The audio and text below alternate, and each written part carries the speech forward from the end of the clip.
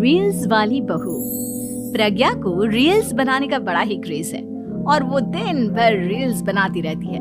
खाते पीते घूमते फिरते घर में कॉलेज में रील्स बनाने के कारण प्रज्ञा पूरे कॉलेज में हाईलाइटेड है। जहां उसकी रील्स सभी को पसंद आते हैं, वहीं मनीषा चिंता में डूबी रहती है। एक रोज जब खाते हुए प्रज्ञा रील्स बना रही होती है, तब मनीषा कहती है, एक मिनट भी चैन नहीं है इस लड़की को। ये नहीं कि खाना तो आराम से खा ले, लेकिन नहीं, अरे थोड़ी देर रील्स नहीं बनाओगी तो आसमान नहीं टूट पड़ेगा। अरे मम्मी, इसी को तो कहते हैं डिटर्मिनेशन। तुम नहीं समझोगी ये सब। भगवान, इस लड़की को सद्बुद्धि दे।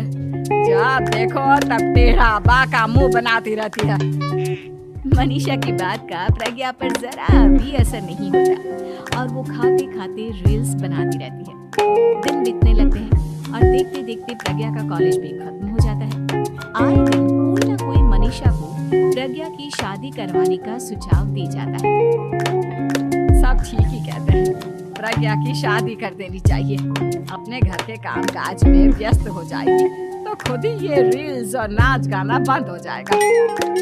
मनीषा और प्रेम प्रज्ञा के लिए एक अच्छा लड़का ढूंढने लगते हैं और तभी विकी का रिश्ता प्रज्ञा के लिए आता है, जिसने प्रज्ञा को उसकी रील्स देखकर पसंद कर लिया था। अगले दिन विकी अपने माता पिता के साथ प्रज्ञा के घर पहुंच जाता है और प्रज्ञा साड़ी पहने हाथों में चाय की ट्रे लिए उनके सामने आती है। जब विकी को पसंद है तो हमें भी बहू पसंद है। बहन जी, आप बारात की तैयारी कीजिए। एक बार लड़का लड़की अकेले में बात कर ले तो अच्छा रहेगा। हाँ हाँ, क्यों नहीं। मनीषा विकी को प्रज्ञा के कमरे में भेजती है, जहाँ प्रज्ञा पहले से ही रील्स बना रही होती है। तभी विकी कहता है, आ गए आपके साजन जी। हमारे साथ ये रील्स कंप्लीट करती तो और भी अच्छा रहता। अच्छा जी, अब आ ही गए हैं तो बना ही लेती हूँ आपके साथ। दोनों मिलकर रील्स बनाते हैं। जब वी मीट और तुरंत पोस्ट भी कर देते हैं। फिर विकी कहता है, जब आप साड़ी में चाय लेकर आई तब मुझे लगा कि कहीं मैं गलत घर में तो नहीं आ गया। अब सही है। दोनों की शादी पक्की हो जाती है और शादी के दिन भी प्रज्ञा रील्स बनाने से चूकती नहीं। यहाँ तक कि बारात के समय भी नाचते हुए रील्स बनाती है। सभी लोग प्रज्ञा की तारीफ के पुल बांध देते हैं और प्रज्ञा नाचती गाती अपने ससुराल चली जाती है। सब कुछ अच्छा चल रहा होता है। प्रज्ञा यहाँ भी दिन भर हर चीज की रील्स बनाती रहती है। लेकिन कुछ दिनों के बाद जब सुनीता कहती है, बहू, ये रील्स के साथ साथ कुछ काम भी कर लिया करो।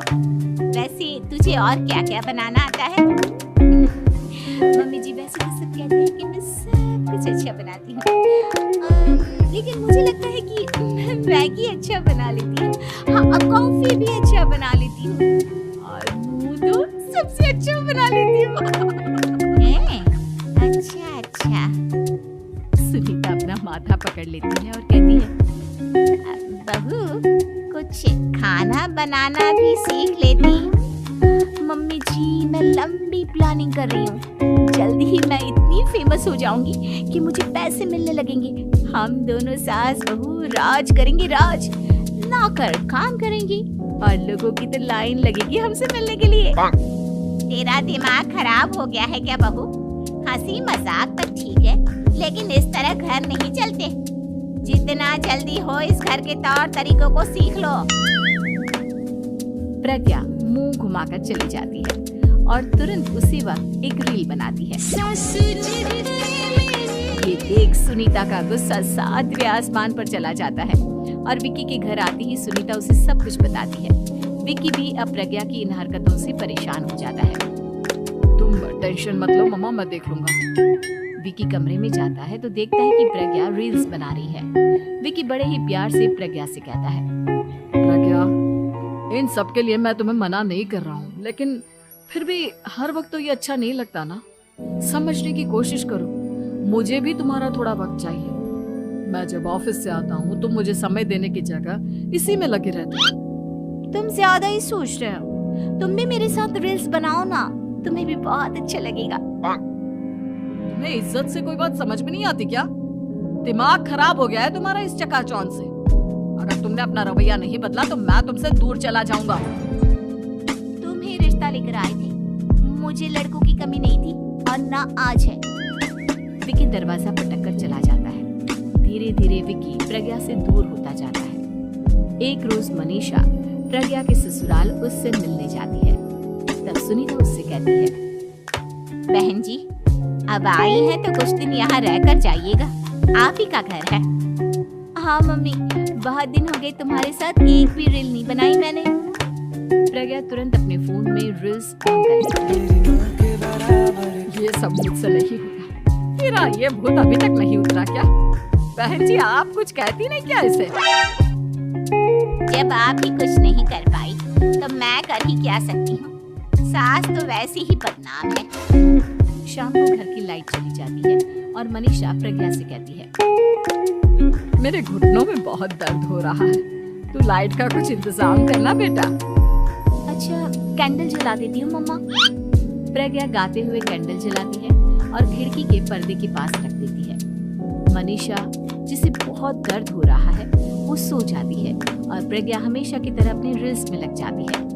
उधर कैंडल की वजह से पर्दा आग पकड़ लेता है और मनीषा के कमरे में आग लग जाती है। बचाओ, कोई है बचाओ। सभी भागते हैं और विकी कमरे की आग बुझाने में लग जाता है, लेकिन तब तक मनीषा आधी जल चुकी थी। मनीषा की हालत देख प्रज्ञा रोने लगती है। विकी मनीषा को तुरंत हॉस्पिटल ले जाता है और उसे एडमिट कराता है। विकी प्रज्ञा से कहता है, देख लिया ना, तुम्हारे इस नाच गाने की वजह से आज तुम्हारी माँ की जान जाते जाते रह गई। अब पता नहीं तुम और क्या चाहती हो। उधर डॉक्टर कहते हैं, इनकी हालत बहुत नाजुक है, आधे से ज्यादा जल चुकी है। प्रज्ञा रोती हुई मंदिर में जाती है और भगवान के आगे जाकर कहती है, भगवान मेरी माँ को ठीक कर दो, मैं कसम खाती हूँ हाथ से ये रील्स बनाना छोड़ दूंगी, बस मुझे मेरी माँ वापस मिल जाए। 2 दिन बीत जाते हैं और मनीषा खतरे से बाहर आ जाती है। पेशेंट अब ठीक है, आप लोग उनसे मिल सकते हो। सब कोई मनीषा से मिलता है और प्रज्ञा सबके सामने अपना फोन तोड़ देती है। मुझे माफ कर दो मम्मा, मैंने तुम लोगों की बातों को नजरअंदाज किया। बेटा कोई भी चीज जरूरत से ज्यादा खराब है। मैंने तुम्हें रील्स बनाने से कभी मना नहीं किया, लेकिन हर वक्त एक ही चीज तो सही नहीं है। मैं समझ गई हूँ मम्मा, आई एम सॉरी। प्रज्ञा उस दिन से रील्स बनाना छोड़ देती है और पूरी तरह से अपने घर में लग जाती है।